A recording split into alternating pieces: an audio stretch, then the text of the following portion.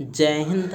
आज हम प्रश्न उत्तर करने जा रहे हैं क्लास 10 हिंदी क्षितिज भाग 2 का ये चैप्टर 4 है। सूर्यकांत त्रिपाठी निराला, इनका कविता है उत्साह और दूसरा कविता है अट नहीं रही है। इसका प्रश्न उत्तर करते हैं। तो उत्साह का ये पहला प्रश्न है, कवि बादल से फुहार, रिमझिम या बरसने के स्थान पर गरजने के लिए कहता है, क्यों? तो इसका आंसर होगा, कवि ने बादल से फुहार, रिमझिम या बरसने के लिए नहीं कहता, बल्कि गरजने के लिए कहा है, क्योंकि कवि बादलों को क्रांति का सूत्रधार मानता है। गरजना विद्रोह का प्रतीक है। कवि बादलों से पौरुष दिखाने की कामना करता है। कवि ने बादल के गरजने के माध्यम से कविता में नूतन विद्रोह का आह्वान किया है। इसके बाद दूसरा प्रश्न है, कविता का शीर्षक उत्साह क्यों रखा गया है? तो उत्तर होगा, कवि क्रांति लाने के लिए लोगों को उत्साहित करना चाहते हैं। बादलों में भीषण गति होती है, उसी से वह संसार के ताप हरता है। कवि ऐसी ही गति, ऐसी ही भावना और शक्ति चाहता है। बादल का गरजना लोगों के मन में उत्साह भर देता है, इसलिए कविता का शीर्षक उत्साह रखा गया है। इसके बाद तीसरा प्रश्न है, कविता में बादल किन किन अर्थों की ओर संकेत करता है? तो उत्तर होगा, उत्साह कविता में बादल निम्नलिखित अर्थों की ओर संकेत करता है। पहला, जल बरसाने वाली शक्ति है। दूसरा, बादल पीड़ित प्यासे जन की आकांक्षा को पूरा करने वाला है। तीसरा, बादल कवि में उत्साह और संघर्ष भर कविता में नया जीवन लाने में सक्रिय है।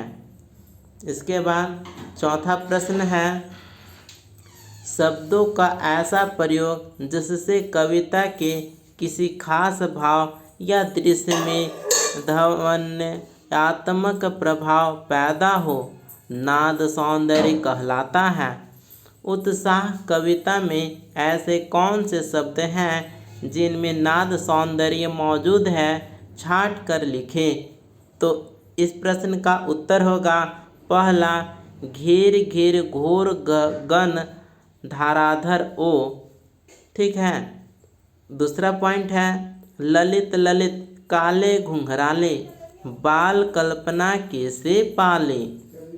तीसरा पॉइंट है, विद्युत छवि उर्मी। कविता की इन पंक्तियों में नाद सौंदर्य मौजूद है। इसके बाद हम रचना और अभिव्यक्ति से प्रश्न उत्तर हम करेंगे। इसमें पांचवा प्रश्न है, जैसे बादल उमड़ घुमड़ कर बारिश करते हैं, वैसे ही कवि के अंतर मन में भी भावों के बादल उमड़ घुमड़ कर कविता के रूप में अभिव्यक्त होते हैं।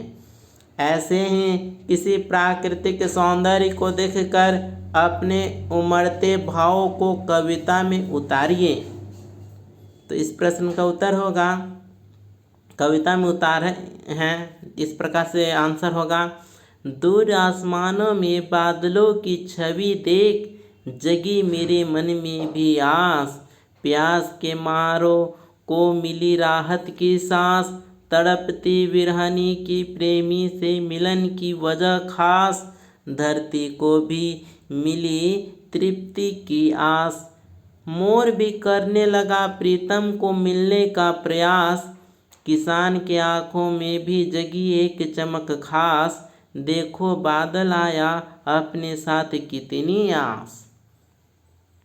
इसके बाद हम अट नहीं रही है, इसका प्रश्न उत्तर करेंगे। तो इसमें अट नहीं रही है, इसका पहला प्रश्न है, छायावाद की एक खास विशेषता है अंतर्मन के भावों का बाहर की दुनिया से सामंजस्य बिठाना। कविता की किन पंक्तियों को पढ़कर यह धारणा पुष्ट होती है? लिखिए।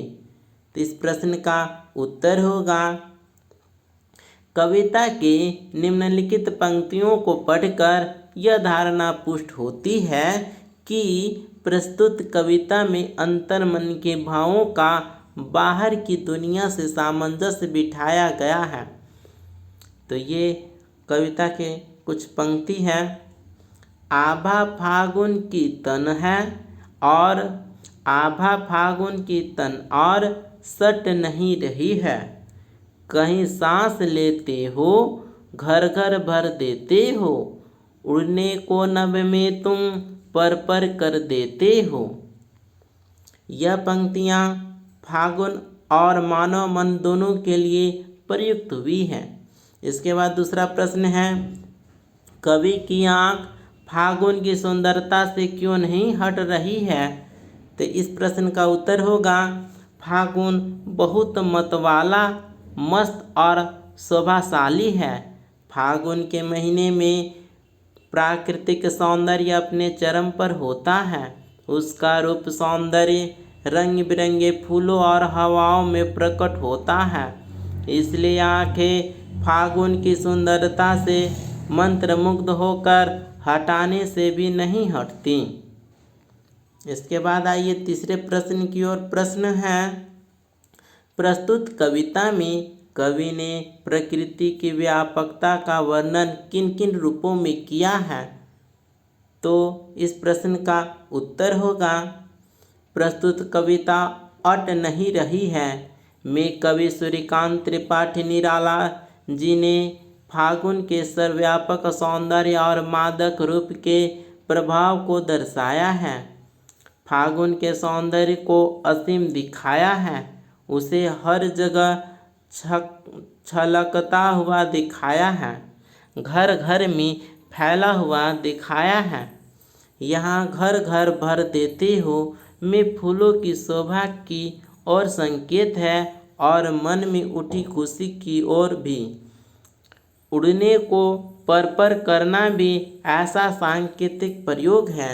यह पक्षियों की उड़ान पर भी लागू होता है और मन की उमंग पर भी। सौंदर्य से आँख न हटा पाना भी उसके विस्तार की झलक देता है।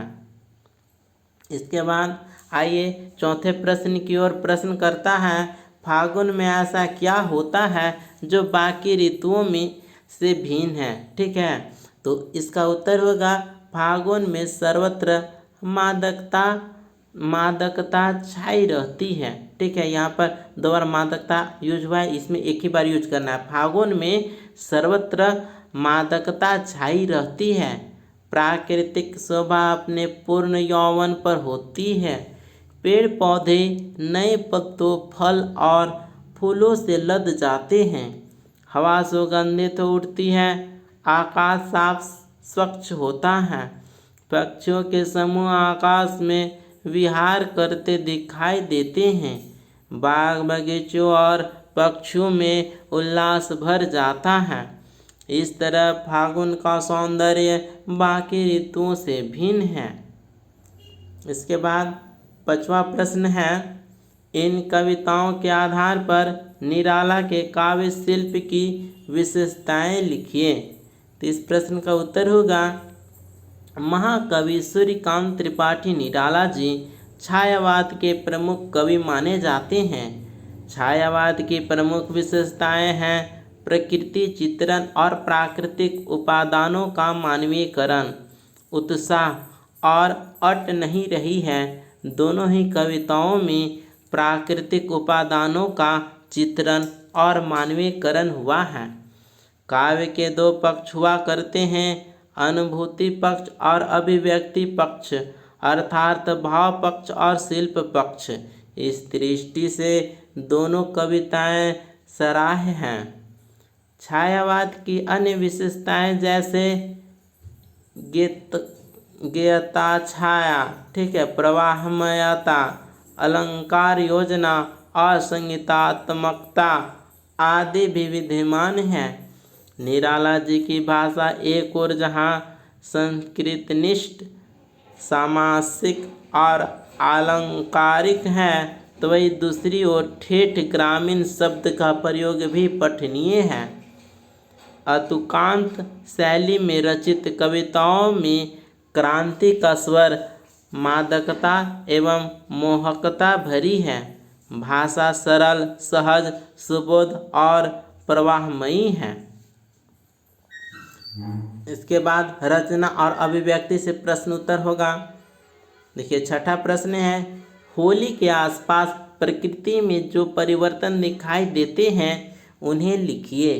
तो उत्तर होगा, होली का त्यौहार फागुन मास में आता है। इस समय चारों ओर मादक हवाएं चलती हैं। होली के समय चारों तरफ का वातावरण रंगों से भर जाता है। चारों तरफ रंग ही रंग बिखरे होते हैं। प्रकृति भी उस समय रंगों से वंचित नहीं रह पाती है। प्रकृति के हरे भरे वृक्ष तथा रंग बिरंगे फूल होली के महत्व को और अधिक बढ़ा देते हैं। वृक्ष चारों ओर मंद सुगंध बिखेर देते हैं। लोगों के मन उमंग और आनंद से भर जाते हैं। इस प्रकार से इस चैप्टर को कंप्लीट करते हैं। मिलते हैं अगले वीडियो में, तब तक के लिए थैंक यू।